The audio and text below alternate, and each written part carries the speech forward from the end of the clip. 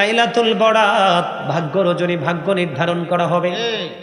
শবে বরাতের রাত বেন কম পক্ষে 3টা রোজা। বলে হুজুর কেন গো, রোজা কেন রাখবো? আমি আপনাদেরকে বলতে চাই, নবীর ওয়ার্ডার, নবী যেমন করে বন্ধু আমল করেছে।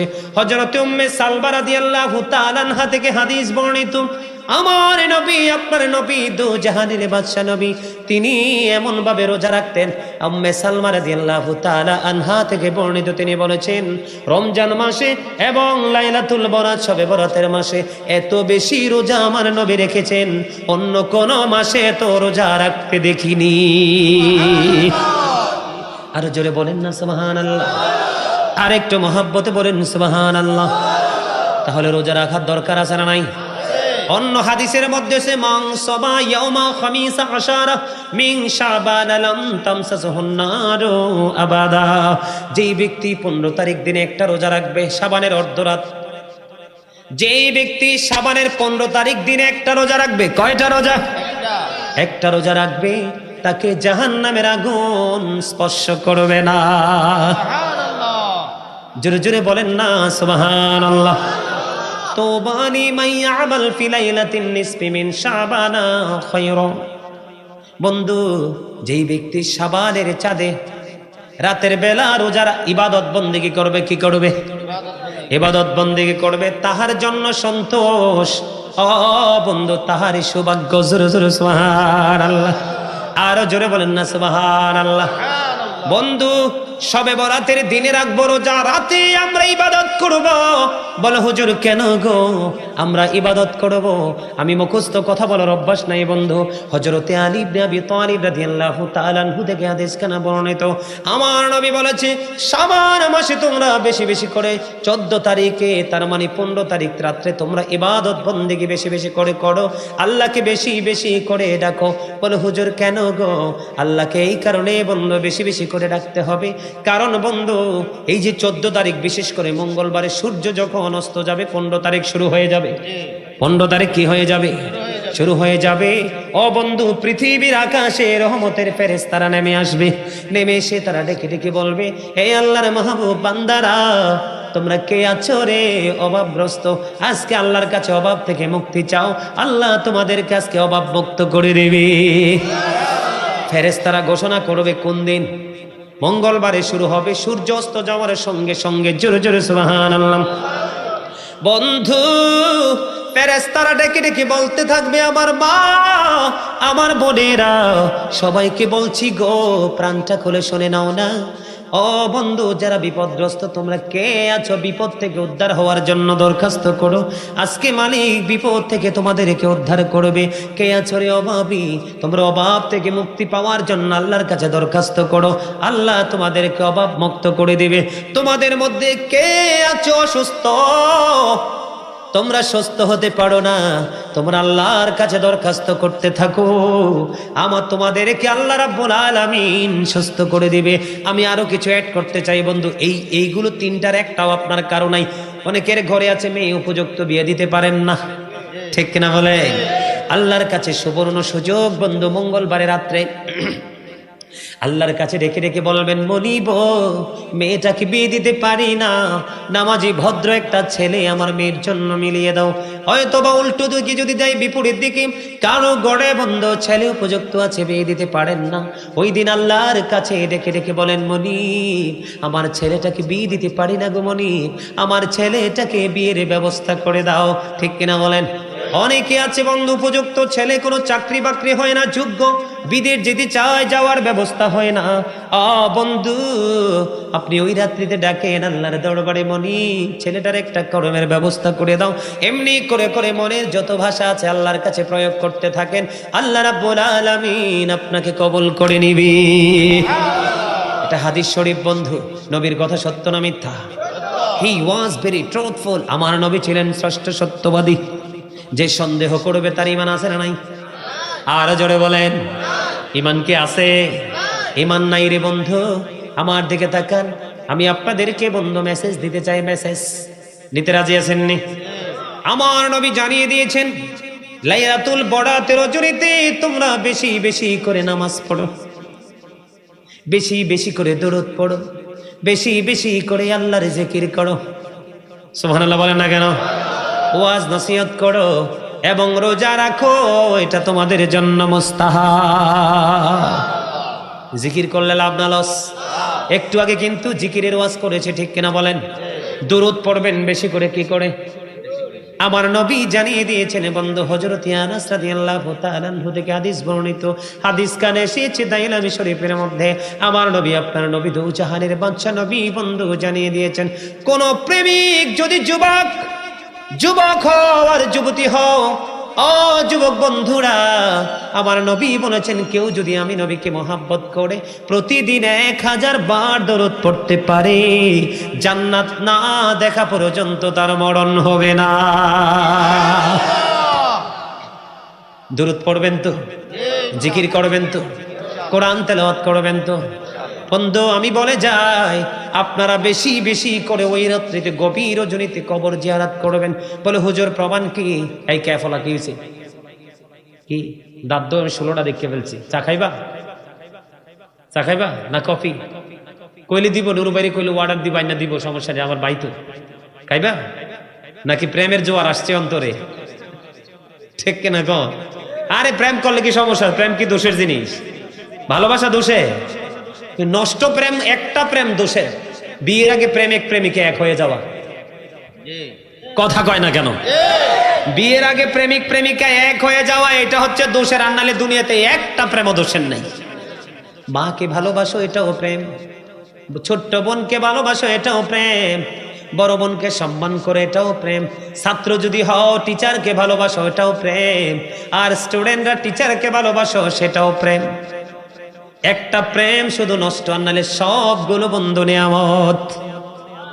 আমাদের দেশে কবর জিয়ারত, মাজার জিয়ারতের বিরোধী আছে না নাই? অমর খোদা মুইন কি আর মুখ, আরে বরিশাইলা ভাষা আমার কাছে যেই ভাল লাগে সেই ভাল লাগে। মুর্রাটা দৌড়ছি রান্না উড়া, কথা বলে না কেন? মাজার জিয়ারত, কবর জিয়ারতের বিরোধী বেদাতের প্যাকেটওয়ালা আছে না নাই? আমি আপনাদেরকে আজকে প্রমাণ দিব। চাইলে আমার কাছে মোবাইলে কিন্তু দলিলগুলো আছে, চাইতে পারবেন, দেখাতে পারবো। মা আয়েশা সিদ্দিকা রাদিয়াল্লাহু তাআলা আনহা থেকে হাদিস কানা বর্ণিত, আমার নবী, আপনার নবী সরকারে মদিনা, আমার দিকে তাকান। মা আয়েশা সিদ্দিকা রাদিয়াল্লাহু তাআলা আনহা হঠাৎ করে গভীর রজনীতে চাইয়া দেখে নবীজি তার বিছানায় নাই।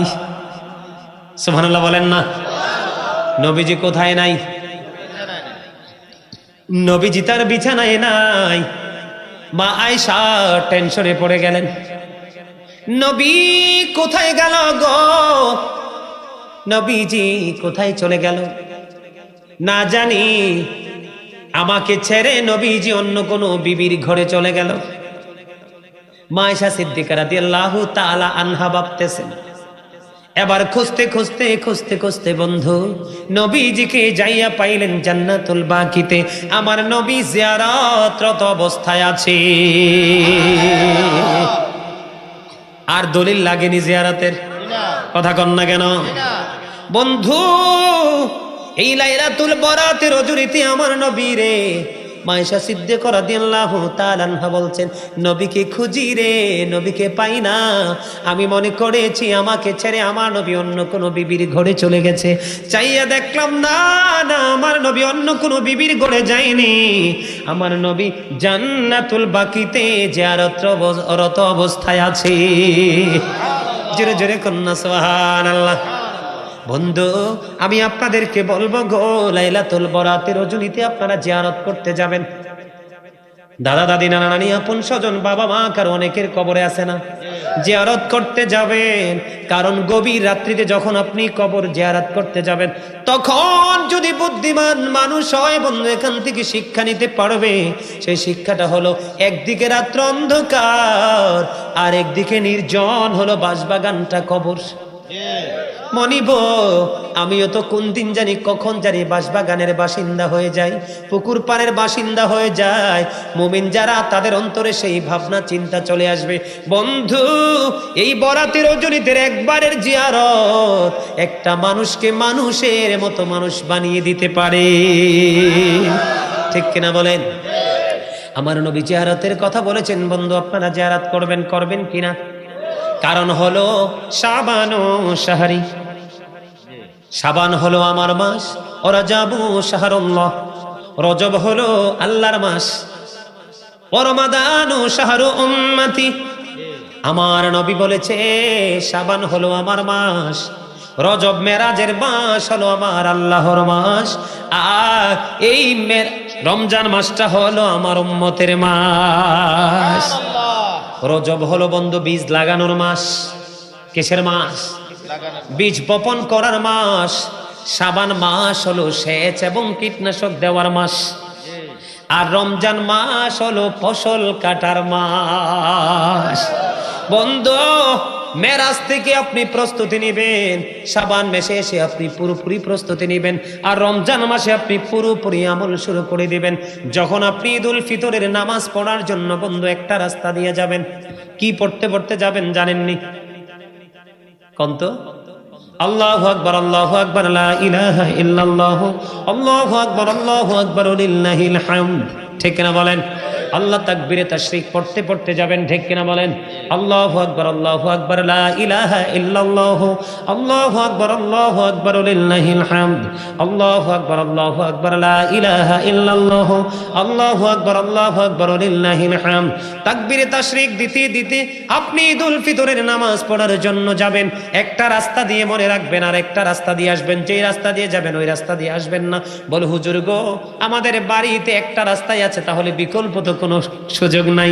আপনি একটা দিয়ে আসবেন, যদি দুইটা থাকে এক রাস্তায় যাবেন, আর এক রাস্তায় আপনি বাড়ির দিকে রওনা হবেন, আপনি একেবারে নিষ্পাপ হয়ে যাবেন। ওই নিষ্পাপ হওয়ার জন্য প্রস্তুতি নেওয়ার মাস হলো এই লাইলাতুল বরাতের মাস। মা আয়েশা সিদ্দিকা রাদিয়াল্লাহু তাআলা আনহা থেকে হাদিস কানা বর্ণিত, আমার নবী মা আয়েশাকে প্রশ্ন করলো, আয়েশা রে তুমি কি জানো রে রাত্রিতে কি ঘটে? ইয়া রাসূলুল্লাহ আপনি তো ভালো জানেন গো নবী। এবার আমার নবী বললেন, আয়েশা রে এই রাত্রিতে কি ঘটে জানো না? এই রাত্রিতে এই বছর কতগুলো আদম সন্তান জন্ম হবে সেটার লিস্ট হবে। কতগুলো আদম সন্তান ইন্তেকাল করবে সেটার লিস্ট হবে। এই সবে বরাতের রাতে আল্লাহ রাব্বুল আলামিনের দরবারে বান্দার আমলগুলো পৌঁছাবে, এবং এই সবে বরাতের 15 তারিখে আল্লাহ রাব্বুল আলামিন বান্দার জন্য রিজিক বরাদ্দ করবে। আপনারা দেখবেন, আপনারা যে যত বেশি পরিশ্রম করে সে তত বেশি টাকা পায়, আর যার কাছে যত বেশি টাকা থাকে সে তত বেশি বিলাসী জীবন যাপন করে, ঠিক কিনা বলেন? বন্ধু পরকালটাও এমন রে, তুমি দুনিয়ার বুকে থেকে নবীকে ফলো করে আল্লাহকে পাওয়ার জন্য যত বেশি পরিশ্রম তুমি করবা, তত বেশি নিয়ামত তুমি আল্লাহর কাছ থেকে পেয়ে যাবা। কারণ আল্লাহ বলেছেন ইনদা রাব্বিহিম ইউরযাকুন, আল্লাহ ওয়ালা হয়ে যারা কবরে যায় রে, তাদের জন্য আল্লাহ রাব্বুল আলামিন জান্নাত থেকে খাবার পাঠায়। দে রিসিভ ফুড ফ্রম আল্লাহ। জোরে জোরে আল্লাহু আকবার। এই জিকির করবেন সবে বরাতের রাত্রে। বলে হুজুর ঘুমে ধরবো না, গোমরে ফিটাইয়া দেশ সারা করবেন ওই দিনের জন্য। কারণ আগামী দিন তারপরের রাত সারা রাত ঘুমাইয়া না, আমি কিচ্ছু বলবো না। কারণ সবে বরাতের রাত্রি আবার পরের দিন আসবে না, ঠিক কিনা বলে? বন্ধু আপনার তকদির পরিবর্তন হয়ে যাবে, আপনার আশার প্রাপ্তি ঘটবে। এই রজনীতে জাগ্রত থেকে থেকে বন্ধু ইবাদত করবেন, আমল করবেন, এটা আপনাদের কাছে আমার অনুরোধ। মা আয়েশা সিদ্দিকা রাদিয়াল্লাহু তাআলা আনহা থেকে হাদিস খানা বর্ণিত। ও বন্ধু যেটা বলতে চেয়েছিলাম, আদম সন্তানে পৃথিবীর বুকে কতজন আসবে সেটা, কতজন মারা যাবে সেটার হিসাব হবে, এবং বন্ধু আমল আল্লাহর দরবারে পৌঁছানো হবে। বান্দার জন্য তার চাহিদা অনুযায়ী রিজিক বরাদ্দ করা হবে। এই জন্য বন্ধু বলছি, আল্লাহর কাছে দোয়া করবেন, আল্লাহুম্মা বারিক লানা ফি রাজাব ওয়া শাবান ওয়া বাল্লিগনা রমাদান। আল্লাহ গো, আপনি আমাদেরকে রজব এবং শাবানের বরকত দান করুন, আমাদেরকে রমজান পর্যন্ত পৌঁছায়া দিন। আল্লাহর কাছে দোয়া করবেন কি, আল্লাহুম্মা বারিক লানা ফি রাজাব ওয়া শাবান ওয়া বাল্লিগনা রমাদান। আল্লাহ গো, আমাদেরকে কি করো, আপনি দোয়া করবেন, আল্লাহ আমাকে রজব মাস মেরাজের চাঁদের এবং শাবানের চাঁদের বরকত দান করুন এবং রমজান পর্যন্ত পৌঁছায়া দিন। দোয়া করতে পারবেন না? আরে আরবিটা না পারেন, বাংলাটা তো পারবেন। কি বলবেন? বলেন বলেন, কথা কয় না। আল্লাহ বলেন, আল্লাহ আল্লাহ আমাকে অথবা আমাদেরকে রজব মাস এবং শাবান মাসের বরকত দান করুন এবং রমজান পর্যন্ত পৌঁছাইয়া দে। জোরে জোরে সুবহানাল্লাহ। এমনি দোয়া করতে পারবেন না? বন্ধু গো, এই বুদ্ধি তো আমাদেরকে নবী শিখাইছে, ঠিক কিনা? শুধু উম্মতকে বাঁচানোর জন্য, উম্মতকে শান্তি দেওয়ার জন্য আমার নবী বলেছে, রে বাদুয়ারের মানুষ হৃদয় খুলে শোনো, আমার নবী বলেছেন, আমি আমার উম্মতগুলোকে মাজায় ধরে ধরে জাহান্নাম থেকে বাঁচাইতে চাই, কিন্তু আমার উম্মত আমার হাত ফসকে জাহান্নামে চলে যায়। তার মানে আমি দেখাইছি উম্মতকে জান্নাতের রাস্তা, আমার উম্মত গায়ের জোরে এসে জাহান্নামের দিকে চলে যায়। ঠিক কিনা বেছি? আমরা কি আল্লাহর মতো রাসূলের মন মতো মতো চলি? নিজেদের খেয়াল খুশি মতো চলি, জাহান্নামটাও নিজেদের খেয়াল খুশি মতোই পাবেন। কথা বলেন না কেন? আমি আপনাদেরকে আরো কি মেসেজ দিব? মেসেজ মানে আরো ওয়াজ করব, শুনবে? শবে বরাতের ফজিলত কত বেশি বরকত বোঝানোর জন্য বন্ধু ঈসা নবীর জামানা, ঈসা নবী থেকে একটা তথ্য আমি আপনাদেরকে দেব। আল্লাহর নবী ঈসা রুহুল্লাহ, আপনারা জানেন বাবা ছাড়া পৃথিবীতে এসেছে। ঈসা রুহুল্লাহ আল্লাহকে ডেকে ডেকে বলে, আল্লাহ গো, আমার চাইতে বুজুর্গ লোক এই জামানায় আছে। এবার আমার আল্লাহ ঈসা রুহুল্লাহকে ডেকে ডেকে বললেন, ঈসা রে, তোমার হাতের আশাটা নিয়ে তুমি সামনের দিকে হাঁটতে থাকো। তিনি সামনের দিকে চলতে শুরু করলেন। চলতে চলতে চলতে চলতে রাস্তার মাঝখানে গিয়ে দেখলেন বিশাল বড় একটা সাদা পাথর। এবার পাথর দেখে তিনি আশ্চর্য হলেন, তার কারণ মালিকের অর্ডারে তো আমি হাঁটছি, কিন্তু আমার রাস্তার মাঝখানে পাথর কেন গো? এবার আল্লাহ রাব্বুল আলামিনের কাছে বললেন, মনিব, পাথর আমি কি করব? এবার গায়েব থেকে আওয়াজ আসলো, ঈসা রুহুল্লাহকে জানিয়ে দেওয়া হলো, এই পাথরের মধ্যে তোমার হাতের আশা মানে লাঠি দ্বারা আঘাত করো। আঘাত করতে দেরি, সঙ্গে সঙ্গে বন্ধু পাথরটা ফাইটা দুইটা টুকরা হয়ে যায়। পাথরটা যখন ফাইটা দুইটা টুকরা হয়ে গেল বন্ধু, ফাইটা দুইটা টুকরা হয়ে যাইতে দেরি রে। এবার আল্লাহর নবী ঈসা রুহুল্লাহ চাইয়া দেখে ওই পাথরের ভিতরে জয়ীফ এক বৃদ্ধ লোক বসে আছে। পাথরের কি দরজা জানালা থাকে? কথা বলেন না কেন? বন্ধু, দিন যত গড়াচ্ছে মানুষের ঈমান তত নষ্ট হয়ে যাচ্ছে, মানুষের আল্লাহর প্রতি ভয় তত বন্ধু দূর হয়ে যাচ্ছে, পৃথিবীর প্রতি লোভ লালসা শক্তি বেড়ে যাচ্ছে। বন্ধুরে আমার, বোঝে নেন, পাথরটা ফেটে গেল, দুই বৃদ্ধ লোক দেখা যায়, তার সামনে বন্ধু জান্নাতি ফল দেখা যায়। এবার আল্লাহর নবী ঈসা রুহুল্লাহ ওই ব্যক্তিটাকে প্রশ্ন করলো, আপনি কে? আপনি যে পাথরের মধ্যে বসবাস করতেছেন কত বছর হলো? লোকটা ডেকে ডেকে বলছে, আমি যে পাথরের মধ্যে বসবাস করতেছি এই বসবাসের বয়স হলো 400 বছর। কয় আপনার সামনে ফল, কয় জান্নাত থেকে আসে রে। ঈসা নবী সঙ্গে সঙ্গে সেজদায় পড়ে আল্লাহর কাছে সারেন্ডার করলো, আল্লাহ গো, আমার তো ভুল হয়ে গেছে, আমি তো মনে করেছি আমার চেয়ে বুজুর্গ আর কেউই নাই। এবার আল্লাহ রাব্বুল আলামিন ঈসা নবীকে জানিয়ে দিলেন, ঈসা রে, আমার হাবিবের উম্মত কেউ যদি শবে বরাতের রাত্রিতে প্রাণ ভরে আমার হাবিবের অর্ডার মেনে, আলেম ওলামারা উপদেশ দিয়েছে, সেই উপদেশগুলো মেনে আমার বান্দাগুলো, আমার হাবিবের উম্মতগুলো যদি লাইলাতুল বরাতের রজনী আপন মনে যদি উদযাপন করে, আমল করে রে, আমার কাছে ওই যে পাথরের মধ্যে 400 বছর অবস্থান করতেছে ওই বুজুর্গের চাইতে আমার হাবিবের উম্মত যারা সবে বরাতের রাত্রিতে জাগ্রত থেকে ইবাদত করবে ওই ব্যক্তির চাইতে তারা বেশি বুজুর্গ হয়ে যাবে।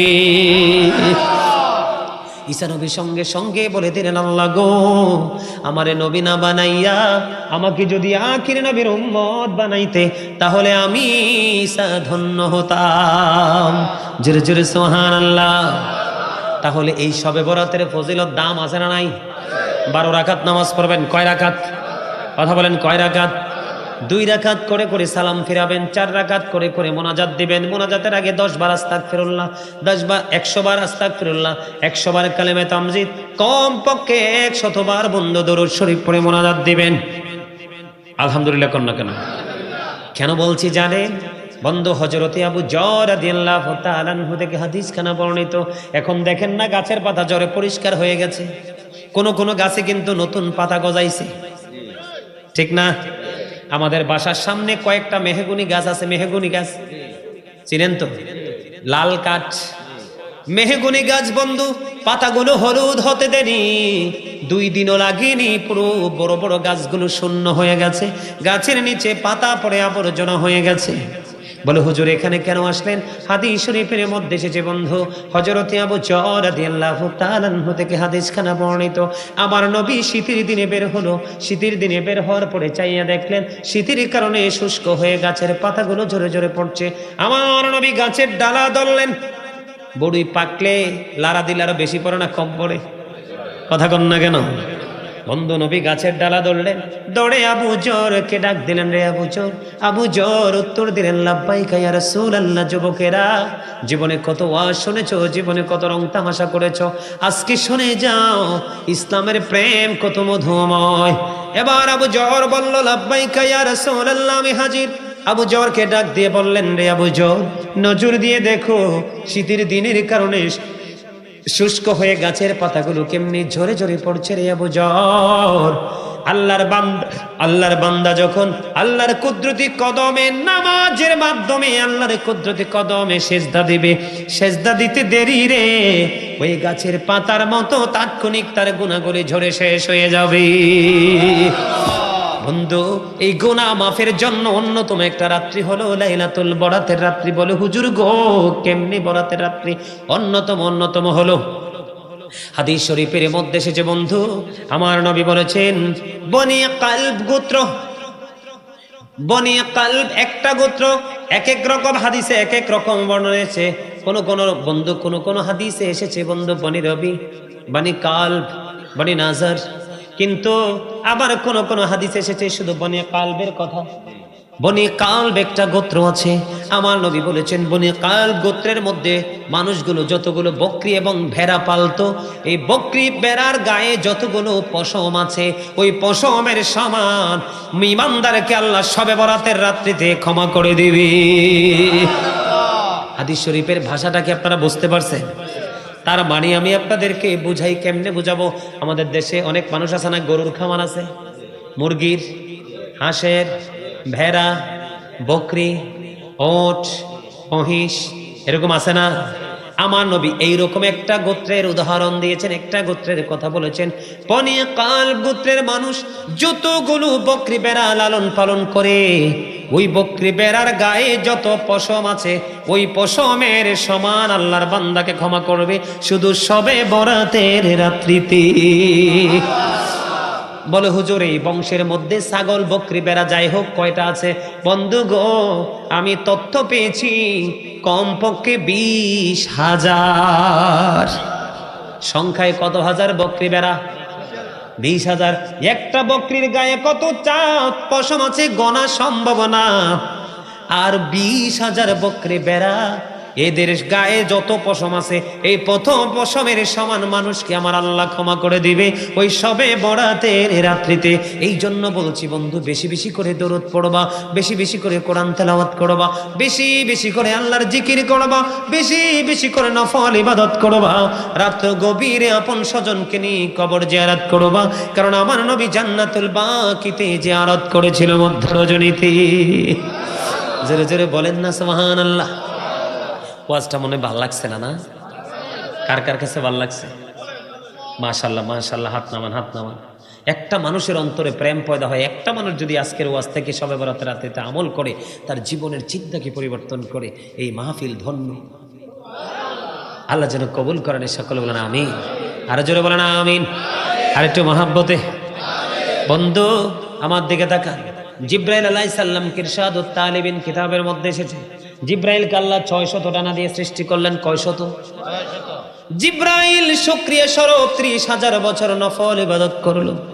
এবার আমার আল্লাহ ডাক দিয়ে বলল, জিব্রাইল আমি তো তোমাকে নফল ইবাদতের কোনো অর্ডার দেইনি, অনুমতি দেইনি রে জিব্রাইল, কেন রে নফল ইবাদত করেছো?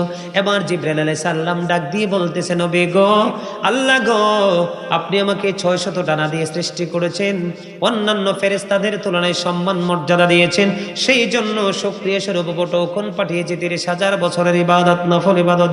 এবার আমার আল্লাহ ডাক দিয়ে বলে, জিব্রাইল আমি আল্লাহ কথা দিলাম রে, ও জিব্রাইল আমি আল্লাহ কথা দিলাম, জিব্রাইল রে আমার হাবিবের উম্মত যারা অল্প কিছুক্ষণ সময় নফল ইবাদতের মধ্যে কাটাবে, দ্বিতীয় জান্নাত দিয়ে আমি পুরস্কৃত করব। আমি আপনাদেরকে বলে দিব বন্ধু, লাইলাতুল বরাত শবে বরাতের রাত্রিতে 14 তারিখ, তার 7 তারিখ আগামী মঙ্গলবার, এবার আগামী মঙ্গলবার, আগামী মঙ্গলবার সূর্যাস্ত যাওয়ার সঙ্গে সঙ্গে বন্ধু বরাতের রাত্রি শুরু। আমি আপনাদেরকে বলে দেয়, আমার দিকে তাকান, মাগরিবের নামাজটা আদায় করার পরে বিশেষ যদি কোনো প্রয়োজন না থাকে কথা বলার, বুঝছেননি? মানে আমার কথা বলাটা তো জরুরি না, এইরকম কোনো জরুরত যদি না থাকে, আপনি মাগরিবের নামাজটা পড়ে বন্ধু কোনো কথাবার্তা বলবেন না, নিবিড়ে 6 রাকাত সালাতুল আওবিন নামাজ পড়বেন। কয় রাকাত? কয় রাকাত? 6 রাকাত সালাতুল আওবিন নামাজ পড়বেন। প্রয়োজন ছাড়া কোনো কথা বলবেন না, কোনো ধরনের কোনো দুনিয়ার কথা বলবেন না। মাগরিবের নামাজ শেষ করে আপনি 6 রাকাত আওবিন পড়বেন, 2 রাকাত করে করে। বন্ধু হ্যাঁ কথা কন না কেন? হ্যাঁ এটা কুমিল্লাই জানি তো, কুমিল্লা হবে মাত্র। আলহামদুলিল্লাহ বলেন না? আরো জোরে। খবরটা কি ভাল লাগছে না? শুধুমাত্র 6 রাকাত নামাজ পড়বো। কয় রাকাত? মাত্র 6 রাকাত নামাজ পড়বো রে, আর আমল নামায় ঢুকবে 12 বছরের নফল ইবাদতের সওয়াব। বন্ধু বলে, হুজুর আমাদের এত দাম কেন গো? আমাদের দাম হলো, আমাদের হায়াত হলো অন্য নবীর উম্মতের তুলনায় ছোট। কি? কারণ আমরা যেন এই কথাটা বলতে না পারি কিয়ামতের দিন, আল্লাহ রে, আল্লাহ গো, অন্য নবীদের উম্মতদেরকে যেমন লম্বা হায়াত তুমি দিয়েছিলে, আমাদেরকে তো লম্বা হায়াত দাওনি, আমরা এত আমল কেমন করে করব? একদিকে আমরা আখির নবীর উম্মত, আর একদিকে আমাদের হায়াত খুবই ছোট, আমরা যেন কোনো ধরনের কোনো কমপ্লেইন করতে না পারি। এই জন্য আল্লাহ রাব্বুল আলামিন আমাদেরকে বিশেষ বিশেষ দিন মুহূর্ত দান করেছে। আর জোরে। যেমন একটা এক্সাম্পল যদি আমি আপনাদেরকে দেই বন্ধু, এক্সাম্পলটা হলো, আপনি যদি রমজান মাসে যদি একটা কোরআন খতম দেন, 70টা কোরআন খতমের সওয়াব। আল্লাহর যদি বেশি পছন্দ হয়, বেশি ভালো লাগে, তাহলে 70 থেকে 700 গুণ পর্যন্ত বাড়ায়া দিবে। শুধু আখির নবীর উম্মত হওয়ার কারণে আমাদের এত দাম। বন্ধু আপনারা যে বসে আছেন ঝিম দৌড়ে প্রেমে পড়ে বসে আছেন, একটা মেসেজ দেই বন্ধু, সবাই চায় পুরস্কার, কেউ চায় না তিরস্কার। সবাই চায় জান্নাত, কেউ চায় না জাহান্নাম। সবাই চায় সুখ, কেউ চায় না দুঃখ। ঠিক কিনা বলেন? সুখ যদি পেতে হয় আপনাদেরকে একটা কাজ করতে হবে, নবীর সাথে প্রেমের ডুরি লাগাইতে হবে। বন্ধু নবীর সাথে প্রেমটা হলো কেমন? ফরজ ইবাদত করবেন নবীর দেখানো সিস্টেম অনুযায়ী, ওয়াজিব আমল করবেন নবীর দেখানো সিস্টেম অনুযায়ী, যত আমল করবেন নবীর দেখানো সিস্টেম অনুযায়ী, তাহলে আপনি হয়ে যাবেন ধন্য। ঠিক কিনা বলে? বন্ধুরে আমার, আমি আপনাদেরকে ছোট্ট করে মেসেজটা দিতে চাই বন্ধু, আপনারা একটু মনটা দিয়ে শুনবেন, হৃদয় খুলে শুনবেন, কারণ জীবন একবারের জন্য, দুইবারের জন্য নয়। আমার নবী কাল কিয়ামতের দিন বন্ধু যখন জান্নাতের দিকে কদম মোবারক বাড়িয়ে দিবে, জান্নাতের গেইটে যখন যাবে, জান্নাতের পাহারাদার রেদওয়ান ফেরেশতা কে? তাকে বলবে জান্নাতের দরজাটা খুলে দাও। এবার তিনি প্রশ্ন করবে আপনি কে? কয় আমাকে চিনো না, আমি হলাম আল্লাহর প্রিয় হাবিব, হাবিবুল্লাহ। এবার ওই ফেরেশতা বলবে নবী গো, আমাকে আগেই তো নির্দেশ দেওয়া আছে গো, যতক্ষণ না পর্যন্ত আপনি জান্নাতে কদম না দিবেন কেউ জান্নাতে যাওয়ার কোনো অনুমতি নাই। হাদিস শরীফের মধ্যে এসেছে বন্ধু, আমার নবী বলতেছেন আমি যখন সর্বপ্রথম জান্নাতের দিকে কদমটা বাড়িয়ে দিব, আমার সাথে বিশাল একটা দল আমার সঙ্গে সেদিন যাবে রে আমার পৃথিবীর উম্মত। এই পুরো দলটা আমি নবীকে জীবন দিয়ে ভালোবেসেছে, কিন্তু দুনিয়ায় তাদের পরিচয় ছিল তারা গরিব। জান্নাতে যাবে ও বন্ধু গরিব মানুষের দল, কারণ বড়লোক অহংকার আত্মগরিমা বিলাসিতা নিয়ে ব্যস্ত। গরিবে পেটে দিয়েছে একটু খাবার, পিঠে দিয়েছে একটু আরাম, আর বন্ধু কখনো নবীর প্রেমে জীবন বিলিয়ে দিয়েছে, আবার কখনো নিজের ফ্যামিলি পরিবারের জন্য নিয়োজিত রেখেছে জীবনকে। তবে কম খেয়েছে আর বেশি খেয়েছে, নবীর প্রেমের বাজারে সে সারাক্ষণই ছিল। ঠিক কিনা বলে? এই জন্য বলছি বন্ধু, এই যে শবে বরাত নিয়ে আমি আপনাদেরকে ছোট্ট ছোট্ট করে বিভিন্ন দিক থেকে আপনাদেরকে মেসেজগুলো দিলাম, ওয়াজগুলো করলাম, এগুলো মাথায় বন্ধু ঢুকিয়ে রাখবেন। শবে বরাতের দিন বাস্তবে বাস্তবায়ন হবে, তাহলেই বুঝবো গাজী সুলাইমানকে আপনারা ভালোবেসেছেন। কারণ ভালোবাসার মানে এই নয় যে তাকে দামি কাপড় কিনে দিব, ভালোবাসার মানে এই নয় যে বন্ধু তাকে পেট ভরে খাইয়ে দিব, ভালোবাসার মানে এই নয় ও বন্ধু সে যা চাইবে আমি তা দিয়ে দিব তৌফিক। আমার কাছে সবচেয়ে বড় ভালোবাসা হলো গো, আমার কাছে সবচেয়ে বড় ভালোবাসা হলো কোন হক্কানি আলেমদের জবানের কথা শুনে এটা জীবনে আমল করাটাই হলো প্রকৃত প্রেম। ঠিক কিনা? খারাপ লাগছে না ভাল লাগছে? নবী গো তোমার ভালোবাসা পাপ মুছে যায়, বলেন নবী গো তোমার পাপ মুছে যায়। ইয়া নবী ইয়া নবী ইয়া নবী ইয়া নবী ইয়া নবী ইয়া নবী, নবী গো তোমার ভালোবাসায় জান্নাত পাওয়া যায়, নবী গো তোমার ভালোবাসায় জান্নাত পাওয়া যায়। বিআন্না লাহুমুল জান্নাহ বিআন্না লাহুমুল জান্নাহ বিআন্না লাহুমুল জান্নাহ বিআন্না লাহুমুল জান্নাহ।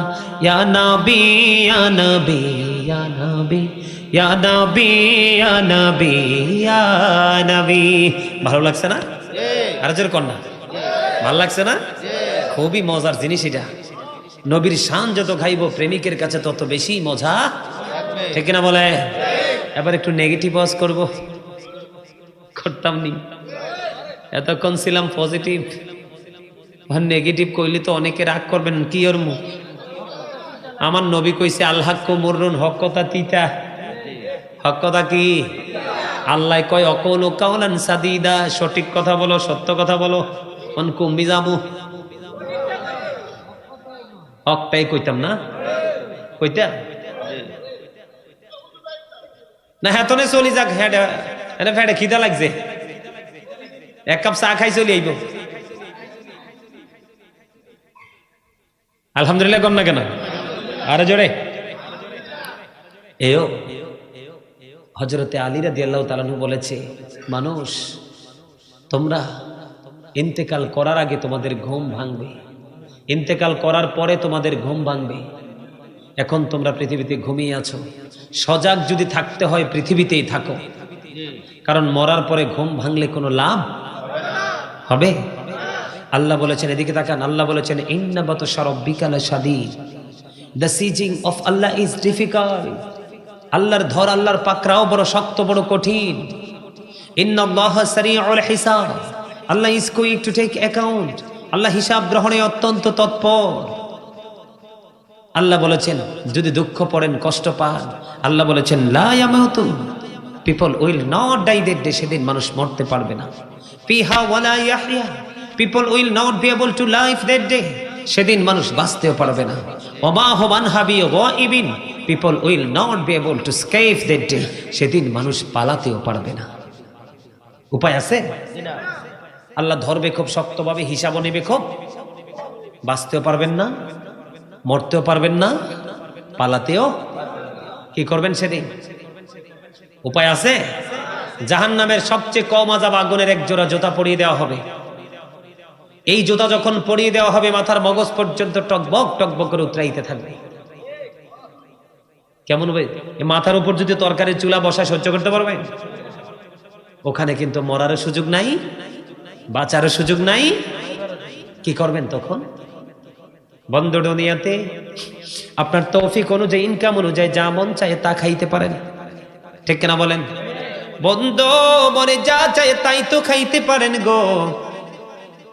ও বন্ধু, যদি পাপী হও, পরকালে খাবার, কোরআনে এসেছে একটা খাবার, সেটার নাম হলো যাক্কুম। এত বিষাক্ত, এই মুহূর্তে বাদুয়ারার জমিনে নুরুবাইয়ের বাড়িতে যদি একটা ফোঁটা পড়ে, গোটা পৃথিবীর মাটি বন্ধ বিষাক্ত হয়ে যাবে। কিয়ামত পর্যন্ত কোনোদিন মাঠে কোনো ফসল জন্ম হবে না। এই খাবারটা পাপী লোকরা খাইতে হবে। নাউজুবিল্লাহ বলেন না কেন? হাদিস শরীফের মধ্যে এসেছে বন্ধু, আরেকটা খাবার পাপীদের জন্য বরাদ্দ, যেটার নাম হলো তিনাতুল খাবাল।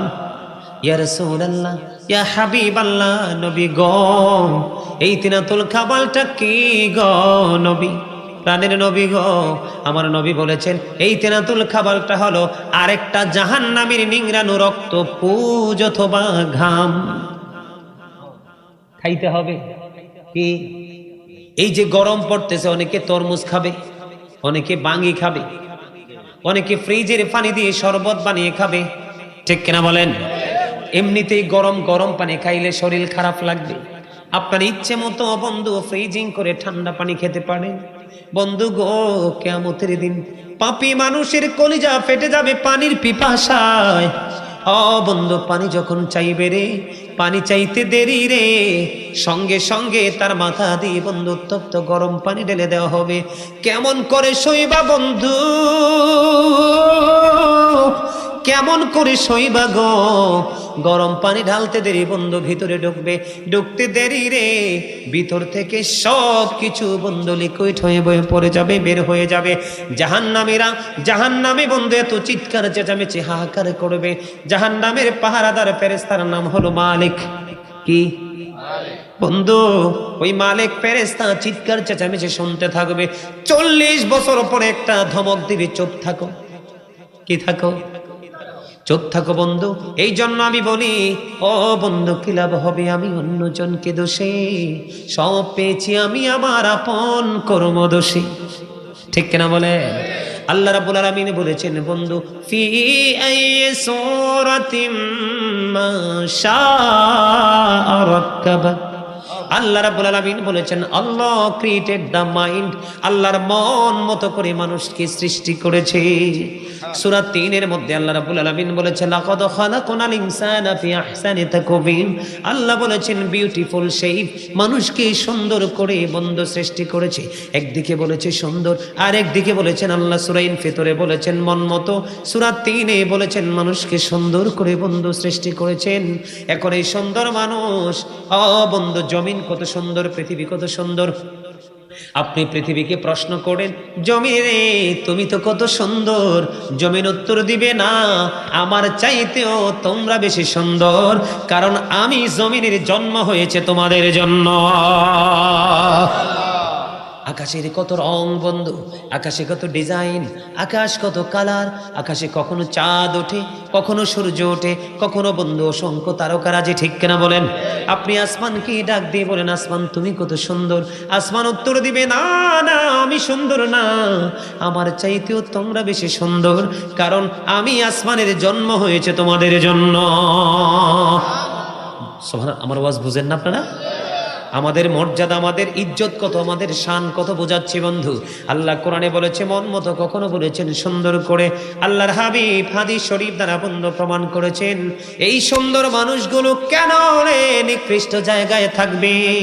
শুধু আল্লাহ এবং আল্লাহর হাবিবের কথা অমান্য করার কারণে। কথা বলেন না কেন? আজকে ইমাম সাহেবরা হক কথা বললে তার চাকরি থাকে না। কথা বলেন না কেন? সমাজের ক্ষমতাসীন লোক বন্ধু তাকে চাকরিচ্যুত করে। সমাজের সকল মানুষের উচিত হলো যিনি ইমামের বিরুদ্ধে লাগবে বন্ধু, যদি ইমাম সাহেব রাইট হয়, কি হয়? এখন আবার ডিস্টার্ব মার্কা ইমাম সাহেবের দেশে অভাব নাই। কথা কন না কেন? ডিস্টার্ব মার্কা ইমাম সাহেবের অভাব নাই। ডিস্টার্ব মার্কা হয়ে নামাজ পড়লে নামাজও হবে না।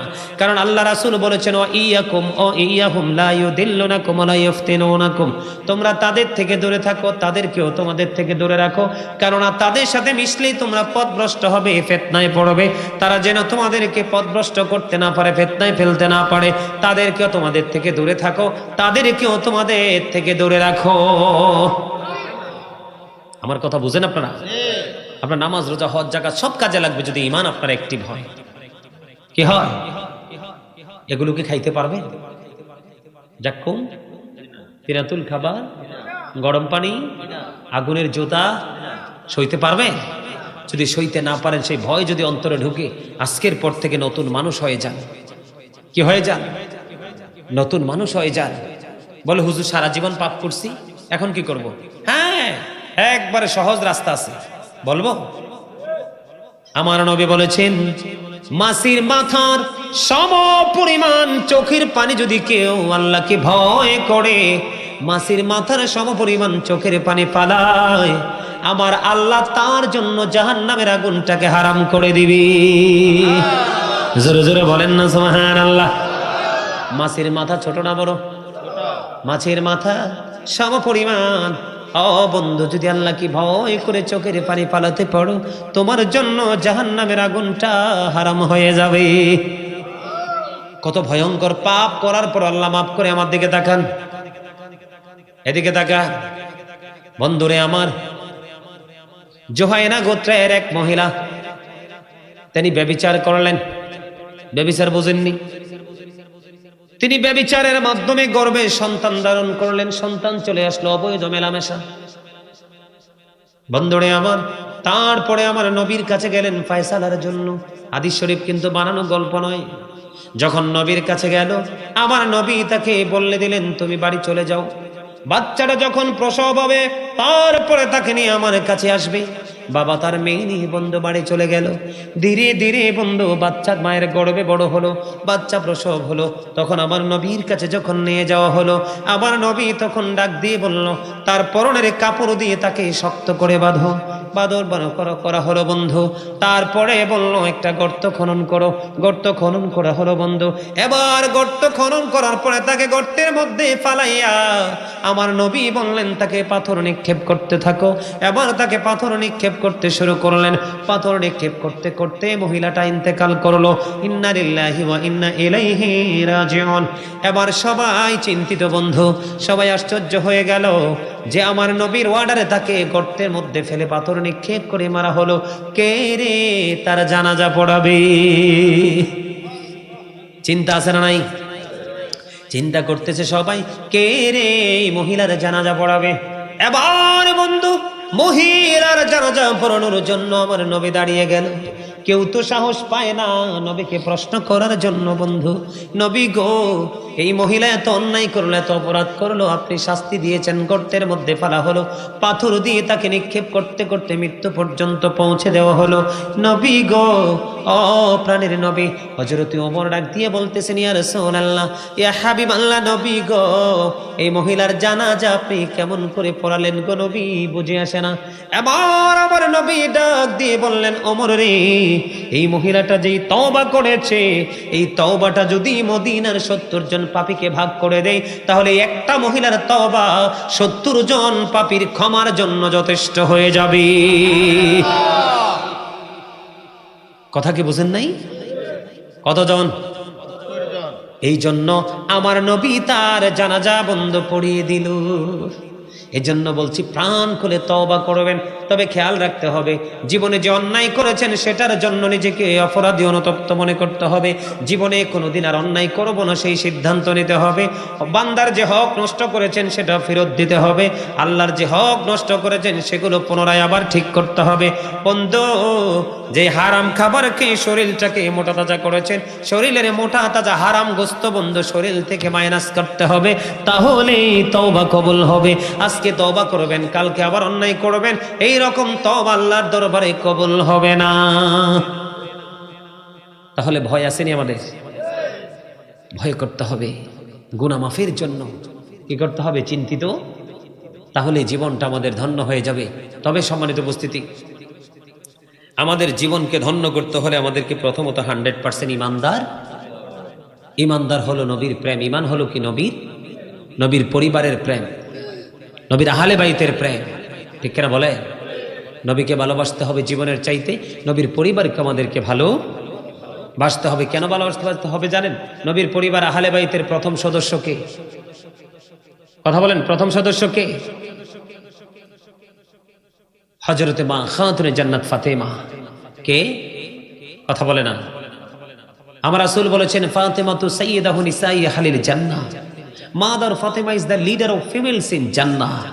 মা খাতুনে জান্নাত, আমাদের মা বোনেরা যারা আছে ইমানদার মুমিনা, তাদের জান্নাতে লিডার হবে মা খাতুনে জান্নাত ফাতেমা। সুবহানাল্লাহ বলেন না কেন? মা ফাতেমার স্বামীর নাম কি? আমার রাসূল বলেছেন, আনা মাদিনাতুল ইলম ওয়াদিউন বাবুহা। আমার নবী বলেছেন, I am a city of education, the gate of that city is Ali. আমি হলাম শিক্ষার শহর, আর সেই শহরের দরজা হলো আমার আলী। জোরে কন্যা সুবহানাল্লাহ। তারা দুইজনের সন্তানের নাম জানেন? ইমাম হাসান এবং হুসাইন রাদিয়াল্লাহু তাআলা আনহু। ঠিক কিনা বলেন? আমার নবী বলেছেন, Imam Hasan and Hussain are the leader of younger people in Jannah. Al Hasan wall Hussain সাইয়্যিদু শাবাবি